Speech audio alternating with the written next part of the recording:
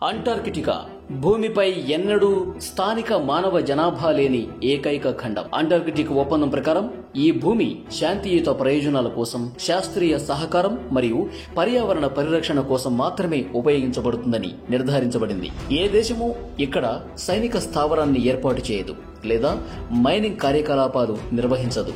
అవును మిత్రులారా, అంటార్కిటికా అన్ని విధాలుగా నిషేధించబడింది. కానీ శాస్త్రీయ ప్రయోజనాల కోసం ప్రపంచంలోని ఏ దేశమైనా అంటార్కిటికాలో ప్రయోగాలు చేసి దాని మందపాటి మంచు పొరల కింద ఉన్న వాటిని కనుగొనడానికి ప్రయత్నించవచ్చు. దీన్ని మీరు నమ్మకపోవచ్చు, కానీ అంటార్కిటికా ప్రపంచంలోనే అత్యంత శీతల ఖండం.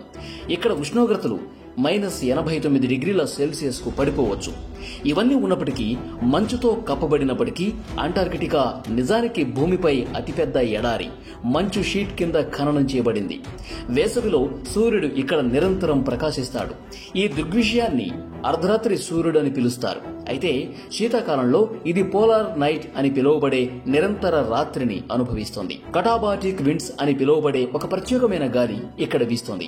దీని వేగం గంటకు 320 కిలోమీటర్ల వరకు ఉంటుంది. ఈ గాలుల వెనుక ఉన్న శక్తి భూమి యొక్క గురుత్వాకర్షణ క్షేత్రమని, దీనివల్ల ఇవి అంత వేగంతో వీస్తాయని చెబుతారు.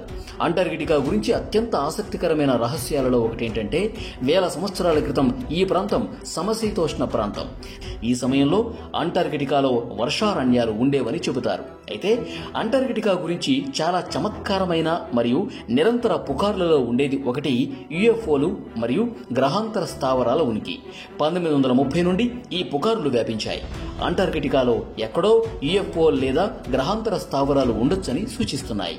ఈ ఆలోచన తరచుగా మానవ నాగరికతకు ముందు భూమిపై మరొక అధునాతన నాగరికత ఉందని, బహుశా అంటార్కిటికాతో సహా ధృవాల వద్ద ఉన్న సిద్ధాంతంతో అనుసంధానించబడి ఉంటుంది. ఆ సమయంలో ఉష్ణోగ్రత అంత చల్లగా లేదని, అకస్మాత్తుగా అంతరించిపోయిన అధునాతన నాగరికత వృద్ధి చెందటానికి వీలు కల్పిస్తుందని నమ్ముతారు.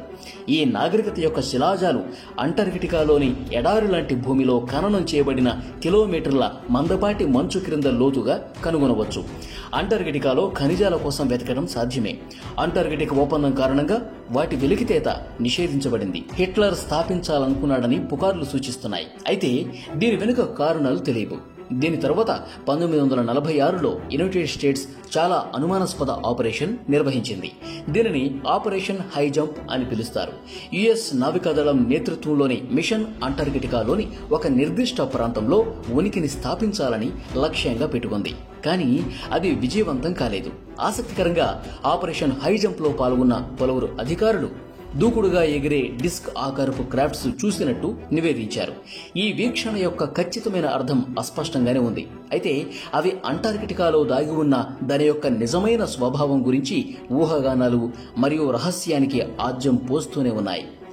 అంటార్కిటికా మీదుగా హై స్పీడ్ ఫ్లయింగ్ డిస్కులు కనిపించాయని నివేదించబడింది. అయితే ఈ వీక్షణలు ఎప్పుడూ డాక్యుమెంట్ చేయబడలేదు. అలాగే ప్రధాన స్రవంతి మీడియాలో ప్రచురించబడలేదు కూడా. 1985 నెడివాక్ విమాన ఘటనలో కూడా ఇలాంటి ఘటనే జరిగింది. ఒక వైద్య తరలింపు విమానం దక్షిణ ధ్రువం వద్ద నో ఫ్లై జోన్ పైకి వెళ్ళింది. అలాగే ఫుట్బాల్ మైదానం పరిమాణంలో మంచులో భారీ రంధ్రం కనిపించిందని సిబ్బంది నివేదించారు. యుఎస్ నేవీ అధికారులు దీనిని నివేదించడానికి ప్రయత్నించినప్పుడు వారు మౌనంగా ఉండిపోయారు. ఈ సంఘటన యొక్క వాస్తవికత ఇప్పటికీ తెలియదు. 1990వ దశకంలో యుఎస్ నేవీ ఫ్లైట్ సిబ్బందికి అంటార్కిటికా సమీపంలో సిల్వర్ డిస్క్ ఆకారపు యుఎఫ్ఓలు కనిపించాయి. ఈ డిస్కులు మంచుతో నిండిన పర్వత శిఖరాల చుట్టూ అసాధ్యమైన వేగంతో, ఏ సాంకేతికతను పునరావృతం చేయలేని కదలికలతో కదులుతున్నట్టు గమనించబడ్డాయి.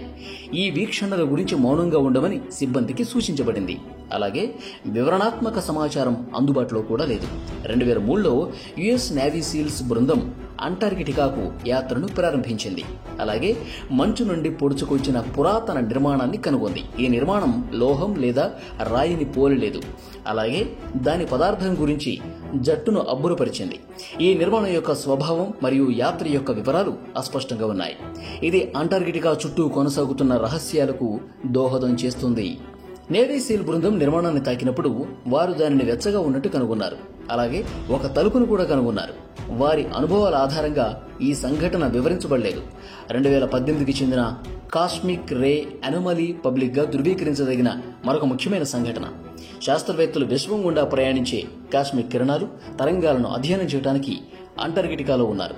ఎందుకంటే టెలికమ్యూనికేషన్లు లేదా ఇతర రేడియో ఫ్రీక్వెన్సీల వంటి శబ్దం లేదా కమ్యూనికేషన్ తరంగ దైర్ఘ్యాల నుండి ఖండంలో అతి తక్కువ జోక్యం ఉంటుంది. వారు కాస్మిక్ కిరణాలను గుర్తించడానికి వాతావరణ బెలూన్ని ఉపయోగించారు. అయితే కిరణాలు అంతరిక్షం నుండి కాకుండా మంచు షీట్ క్రింద 2 మైళ్ల నుంచి వస్తున్నాయని కనుగొన్నారు. ఆశ్చర్యపరిచే ఈ విషయం శాస్త్రవేత్తలను కలవరపెట్టింది. అలాగే పరిశోధనలో కూడా ఉంది.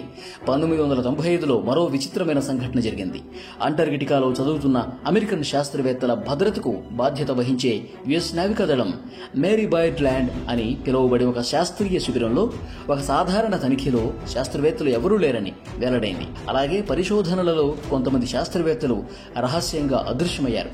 అంటార్కిటికాలోని కఠినమైన మరియు వివక్త వాతావరణంలో ఇది అసాధారణం కాదనే చెప్పాలి. అంటార్కిటికాలో గంటకు 320 కిలోమీటర్ల వేగంతో గాలులు ఎలా వీస్తాయో మేము ఇందాకే వివరించాం. కాబట్టి అలాంటి సమయంలో అక్కడ ఉన్న పరిస్థితుల్లో ఒంటరిగా ఉన్న శాస్త్రవేత్తల మనుగడ ఎంత కష్టమై ఉంటుందో మీరు ఊహించవచ్చు.